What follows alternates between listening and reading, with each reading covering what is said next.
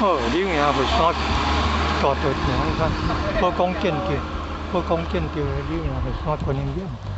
哦，这个大道埕，一贯到了大道场柳营火山。哦，宝光建德单位的，它呀后面呢有观音莲呢，观音莲，灵宝塔，佛山灵宝塔，春季祭祖大典通常礼拜天，3月份的第1还是第2个礼拜天呢？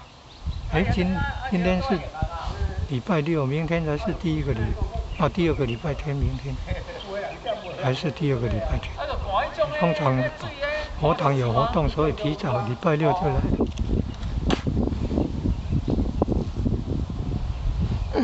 还是有很多人看，中午阳气旺的时候赶快来祭祖，下午就比较少了。